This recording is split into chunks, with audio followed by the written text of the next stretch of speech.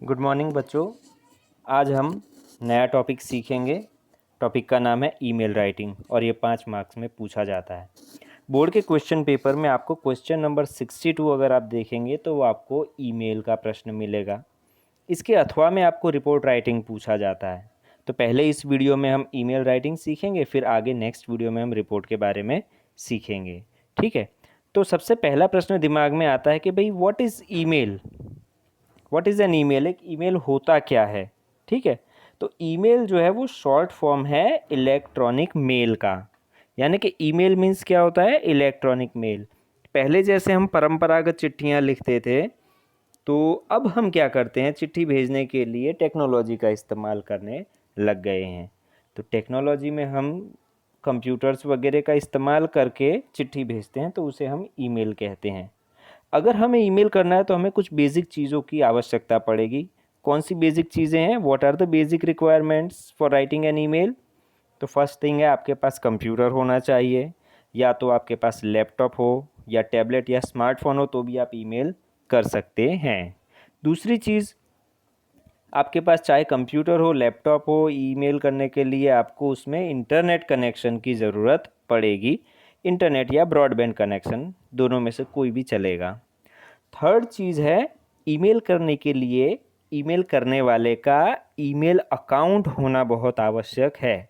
ठीक है, यानी ईमेल लिखने वाले और ईमेल पाने वाले दोनों का ईमेल अकाउंट होना ज़रूरी होता है। जब कोई व्यक्ति ईमेल अकाउंट बनाता है तो उसका एक ईमेल आईडी बनता है। तो हमें ये ईमेल आईडी के बारे में भी जानकारी बहुत आवश्यक है, तभी हम ईमेल सही से लिख पाएंगे। तो what is an email ID देखते हैं। तो जैसे हम चिट्ठी लिखते समय सामने वाले का पता लिखते हैं, उसी प्रकार ईमेल में हमें पते का काम ईमेल आईडी हमारा करता है। जैसे उदाहरण के तौर पर एक ईमेल आईडी यहाँ दिया हुआ है, rajespatel@gmail.com। अब इस ईमेल आईडी को ध्यान से देखिए। ईमेल आईडी के कुछ नियम होते हैं। जैसे राजेश पटेल, आप देखो कहीं पे भी बीच में जगह नहीं छोड़ी, सब चिपका कर लिखा है। तो पहला नियम तो ये है कि इसमें आपको स्पेस नहीं छोड़नी है। ठीक है, उसके बाद में आप जैसे ये जीमेल देख रहे हैं, ये होता है सर्विस प्रोवाइडर। आप जीमेल में अकाउंट बना सकते हैं, याहू मेल में, रेडिफ मेल में, हॉट मेल में, कई सारे ऐसे सर्विस प्रोवाइडर हैं। तो किसी में भी अकाउंट बनाया जा सकता है। और फिर .com, .in वगैरह उसके एक्सटेंशन होते हैं। पर गौर करने वाली बात यह है कि हम इसमें कभी कैपिटल लेटर का इस्तेमाल नहीं करेंगे। कहीं पर भी आप देखिए पहली एबीसीडी का कोई अक्षर इस्तेमाल नहीं किया जाता, हमेशा इसमें दूसरी एबीसीडी के ही अक्षरों का इस्तेमाल करते हैं। ठीक है, अब आगे देखिए। नेक्स्ट हम देखेंगे फॉर्मेट ऑफ ईमेल। जैसे पत्र का एक फॉर्मेट होता है, वैसे ही ईमेल का भी एक निश्चित फॉर्मेट होता है, और जिसका गुण भार जो है, वेटेज जो है, वो मैंने यहाँ दिखाया है। आपको ईमेल में सबसे पहले डेट होती है, फिर फ्रॉम होता है, फिर टू होता है, फिर सीसी होता है, फिर बीसीसी और सब्जेक्ट। इतनी चीज़ें यदि आप लिखते हैं तो आपको 2 मार्क मिल जाते हैं। इसके बाद में मेन जो कंटेंट है ईमेल की, जिसमें आपको क्या लिखना होता है, sentence for beginning, details of subject, clarification of matter वगैरह, है ना। ईमेल का विषय वस्तु, जिसमें आप अपना संक्षिप्त में परिचय देंगे, पत्र क्यों लिख रहे हैं उसका कारण लिखेंगे। ये सारी चीज़ें आपने सही लिखी है तो आपको 2 मार्क्स और मिल जाएंगे। और ईमेल पूरा हो जाने पर कॉम्प्लीमेंट्री क्लोज, जिसमें आप yours faithfully, yours lovingly, yours affectionately, yours sincerely वगैरह लिख सकते हैं। तो इसका 1 मार्क होगा यदि आपने सही तरीके से लिखा है तो इस तरह से 2 + 2 + 1 5 मार्क्स आपके हो जाएंगे। अब बारी बारी से देखते हैं। सबसे पहले आप जब बोर्ड की एग्ज़ाम में ईमेल लिखें तो आप क्या कीजिए, इस प्रकार से एक बॉक्स बना लीजिए, और बॉक्स बनाने के बाद में ईमेल लिखें तो वो ज़्यादा अच्छा दिखेगा और अपने वास्तविक रूप में दिखेगा। जैसा आप मोबाइल पर या जैसा आप कंप्यूटर से ईमेल करते हैं तो हूबहू वैसा दिखेगा। सबसे पहली चीज़ ईमेल में आपको लिखनी है डेट। आप जब कंप्यूटर से ईमेल करेंगे तो आपको कोई डेट लिखने की आवश्यकता नहीं है, वो कंप्यूटर टेक्नोलॉजी की मदद से अपने आप उसमें जॉइंट हो जाती है। मगर हमें बोर्ड में हमारे सप्लीमेंट्री पे लिखना है, इसलिए हम डेट लिखेंगे। डेट कैसे लिखनी है, तो जैसे मान लीजिए आज की तारीख है 11 दिसंबर 2020, तो मैंने इंग्लिश में लिख दिया है 11 दिसंबर 2020। सेकेंड थिंग हमको लिखनी होती है फ्रॉम। फ्रॉम अर्थात ईमेल लिखने वाले का ईमेल आईडी, ठीक है, सेंडर्स ईमेल एड्रेस यहाँ पर आएगा। नेक्स्ट तीसरी चीज़ होती है टू, यानी आप किसको ईमेल भेज रहे हैं उस व्यक्ति का ईमेल एड्रेस आपको यहाँ लिखना होगा। ध्यान रखना, बोर्ड की एग्ज़ाम में ज़्यादातर बच्चे यही गलती कर देते हैं, पहचान नहीं पाते कि कौन ईमेल लिख रहा है और कौन ईमेल पा रहा है। अगर फ्रॉम की जगह आप टू का एड्रेस लिख देंगे और टू की जगह फ्रॉम का एड्रेस लिख देंगे तो फिर आपको 0 मार्क मिलेगा, क्योंकि आपका पूरा ईमेल ही गलत हो गया, आगे उसको चेक ही नहीं किया जाएगा। तो ये बहुत ध्यान देने वाली बात है। इसके बाद सीसी और बीसीसी, वैसे ये बोर्ड की एग्ज़ाम के नज़रिए से उपयोगी नहीं है, लेकिन आपको पता होना चाहिए। सीसी अर्थात कार्बन कॉपी। कार्बन कॉपी सुनते ही आपको पता चल गया होगा कि क्या है। जब हमें किसी एक ही चीज़ की नकल तैयार करनी होती है, 2 या 3 नकल, तो हम क्या करते हैं, कार्बन पेपर का इस्तेमाल करते हैं। बस वही काम यहाँ पर सीसी करता है। जब हमें एक ही पत्र अनेक लोगों को भेजना हो तो हम बार बार उस पत्र को टाइप नहीं करेंगे।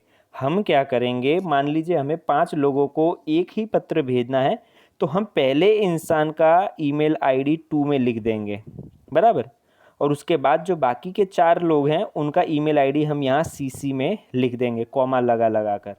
तो क्या होगा, सभी 5 लोगों को यह पत्र पहुँच जाएगा। ये होता है सीसी। इसके बाद आता है बीसीसी। बीसीसी अर्थात होता है ब्लॉक कार्बन कॉपी, या कुछ लोग इसे ब्लाइंड कार्बन कॉपी भी कहते हैं। इसमें क्या होता है, जब मैं 5 लोगों को एक साथ पत्र भेजूंगा तो ये सीसी की वजह से उन सबको पता चल जाएगा कि भाई पत्र किस किस को भेजा गया है। मान लीजिए कोई टीचर अपने सभी विद्यार्थियों को पत्र भेजता है तो एक पहले विद्यार्थी का एड्रेस वो 2 में लिखेगा, बाकी सभी विद्यार्थियों के एड्रेस वो सीसी में लिखेगा। तो होगा क्या, सभी बच्चे समझ जाएंगे कि भाई सर ने सबको पत्र भेजा है। तो ऐसा न हो, किसी को पता न चले कि यह पत्र किस किस को भेजा गया है। आप बात छुपा के रखना चाहें, गुप्त रखना चाहें, तो आपको क्या करना पड़ेगा, आपने जितने लोगों के ईमेल आईडी सीसी में लिखे हैं उन्हीं सभी के सीसी की जगह बीसीसी में भी आपको आईडी लिखने पड़ेंगे। तो ये सारे गायब हो जाएंगे, यानी पत्र पाने वाला इंसान ये नहीं पता कर सकेगा कि उसके अलावा और किसको पत्र भेजा गया है। ओके, तो ये हो गया सीसी और बीसीसी। नेक्स्ट आता है सब्जेक्ट, यानी कि विषय। पत्र में हम विषय खास लिखते हैं। विषय लिखते वक्त ध्यान रखना है, हमें विस्तार से नहीं, एक ही पंक्ति में संक्षिप्त में विषय लिखना होता है। इसके बाद एक लाइन छोड़कर हम क्या करेंगे, सैल्यूटेशन। सैल्यूटेशन यानी हिंदी में हम इसे कहते हैं संबोधन, ठीक है। सैल्यूटेशन में यदि आप अपने भाई या अपने मित्र या अपने किसी हम उम्र व्यक्ति को, परिचित व्यक्ति को ईमेल लिख रहे हैं तो आप डियर है या हेलो है या हाय ऐसे शब्दों का प्रयोग कर सकते हैं। यदि आप औपचारिक पत्र लिख रहे हैं, यानी आप किसी दफ्तर में किसी अधिकारी को पत्र लिख रहे हैं, तो आपको सर, रिस्पेक्टेड सर या डियर सर या डियर मैडम का उपयोग करना पड़ेगा, ठीक है। इतनी चीज़ें आपने सही से लिख दी तो आपको 2 मार्क मिल जाएंगे। नेक्स्ट चीज़ आती है, वो है आपका body of the email. Email का मुख्य विषय वस्तु। उसमें आपको क्या ध्यान देना है, आपको ज़्यादा लंबा चौड़ा ईमेल नहीं लिखना, क्योंकि किसी के पास इतना समय नहीं होता कि आपका इतना लंबा ईमेल पढ़ सके, इसलिए आपको टू द पॉइंट बात करनी होती है।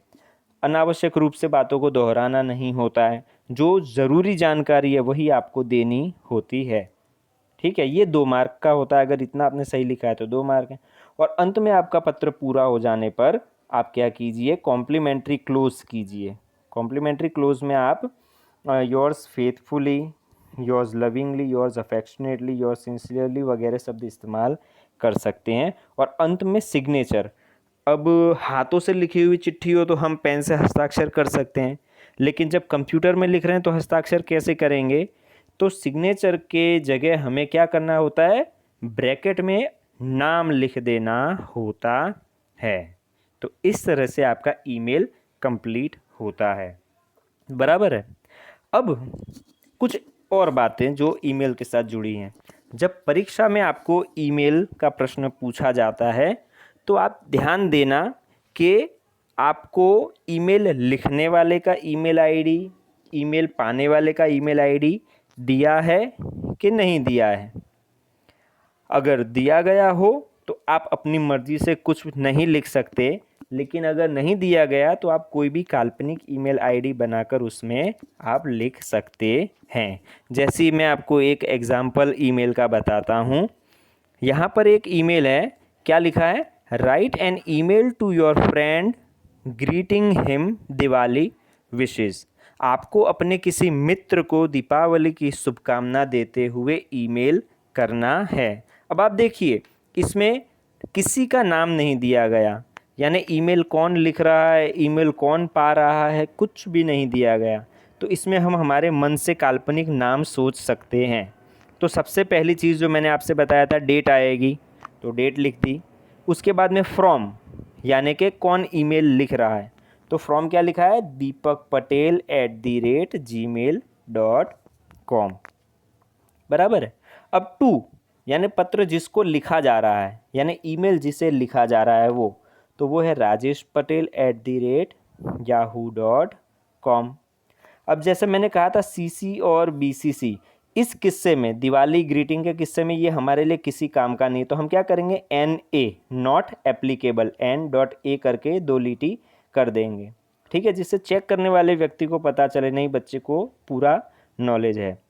फिर हम लिखेंगे विषय, सब्जेक्ट। तो देखो, रिगार्डिंग दिवाली ग्रीटिंग्स, मैंने कहा था संक्षेप में विषय लिखना है, तो दिवाली ग्रीटिंग के बारे में। फिर देखो संबोधन क्या किया है, डियर फ्रेंड राजेश। अब ये राजेश मित्र है, इसलिए यहाँ पर डियर शब्द इस्तेमाल किया है, रिस्पेक्टेड या ऐसा कुछ इस्तेमाल नहीं किया। Dear friend Rajesh. फिर क्या कहा है? आपको सब चीज़ें लेफ़्ट से लिखनी है। कंप्यूटर टेक्नोलॉजी में यही खास बात है, आपको सभी चीज़ें, आप देखिए, लेफ़्ट से ही, एक कॉर्नर से ही लिखनी होती हैं। डियर फ्रेंड राजेश लिखने के बाद तुरंत नीचे से हम लिखेंगे, I hope you are very well and enjoying your Diwali vacation. मैं आशा करता हूँ कि तुम ठीक ठाक होगे और अपने दिवाली वैकेशन का मज़ा ले रहे होंगे। I am writing this mail to convey my Diwali greetings to you and your family. मैं यह ईमेल लिख रहा हूँ ताकि मैं तुम्हें और तुम्हारे परिवार को दीपावली की शुभकामनाएं भेज सकूं।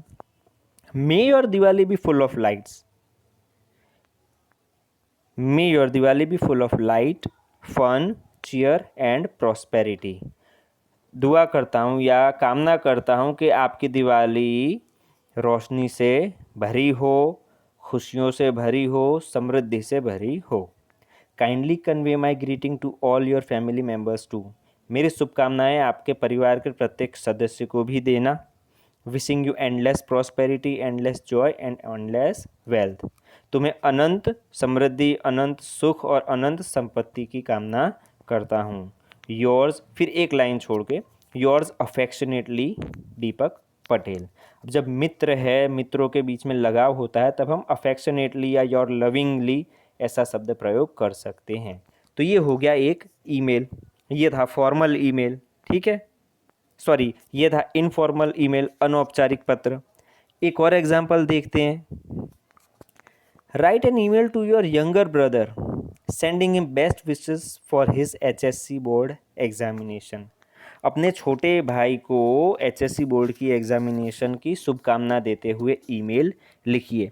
अगेन यहाँ पर भी आपको किसी का नाम नहीं दिया गया, ठीक है, यानी कि हम अपने हिसाब से नाम तय करके लिख सकेंगे। अगेन देखिए, date, from Anand Prajapati @hotmail.com to Sudhir Prajapati @gmail.com। अब देखो, छोटा भाई है इसलिए ये सरनेम सेम टू सेम है। कभी ऐसी गलती नहीं करना जब भाई को पत्र लिख रहे हो और सरनेम बदल दो, थोड़ा इतना ध्यान रखना आप। अगेन CC और BCC में हमारे कोई काम का नहीं, इसलिए हमने NA लिख दिया। सब्जेक्ट क्या लिखा? विशेस फॉर बोर्ड एग्जामिनेशन, आपके बोर्ड की परीक्षा के लिए शुभकामना। अब देखो भाई है इसलिए क्या लिख रहा है? माई डियर सुधीर, मेरे प्रिय Sudhir. I wish you best of luck for your board examinations of 12th science. तुम्हारी 12वीं साइंस की बोर्ड की परीक्षाओं के लिए शुभकामनाएं। I know you have worked very hard and you will surely get good result, surely get best result. मैं जानता हूँ तुमने कठोर परिश्रम किया है और तुम्हें ज़रूर ही उत्तम परिणाम मिलेगा। Now very few days have left for your examinations. अब परीक्षा के लिए बहुत कम दिन बचे हैं, तुम्हारी परीक्षा के लिए अब बहुत कम दिन बचे हैं। So take proper care of your health, इसलिए अपने स्वास्थ्य का भी सही तरीके से ध्यान रखो। You must have revised all your subjects, तुमने अपने सभी विषयों का पुनरावर्तन कर ही लिया होगा। And must be ready for your examinations with full confidence, और पूरे आत्मविश्वास के साथ तुम अपनी परीक्षा के लिए तैयार होगे। May God help you do best and obtain best result in exam. भगवान तुम्हें परीक्षा में सर्वोत्तम परिणाम प्राप्त करने में मदद करें। Once again wish you all the best to pass examination with flying colours. एक बार फिर मैं तुम्हें शुभकामना देता हूँ कि तुम अपनी परीक्षाएं फ्लाइंग कलर्स यानी सफलता के साथ अपनी परीक्षाओं को उत्तीर्ण करो। योर्स लविंगली, देखो भाई है इसलिए उसने लविंगली शब्द इस्तेमाल किया, योर्स लविंगली, और सिग्नेचर में उसने ब्रैकेट में नाम लिख दिया आनंद प्रजापति। अच्छा, यहाँ योर्स लविंगली या योर्स फेथफुली या जो भी लिखो, ये कॉमा लगाना आपको नहीं भूलना। हमें 2 जगह कॉमा लगाने हैं, एक संबोधन करते वक्त कॉमा लगाना है और एक अंत में योर्स लविंगली या फेथफुली लिखने के बाद कॉम्प्लीमेंट्री क्लोज में कॉमा लगाना है। तो ये 2 हो गए इनफॉर्मल लेटर। नेक्स्ट वीडियो में हम 2 फॉर्मल लेटर्स की प्रैक्टिस करेंगे। तो आप इस ईमेल का अभ्यास कीजिए। यदि आपको कोई समस्या है तो आप पर्सनली फ़ोन करके पूछ सकते हैं। धन्यवाद।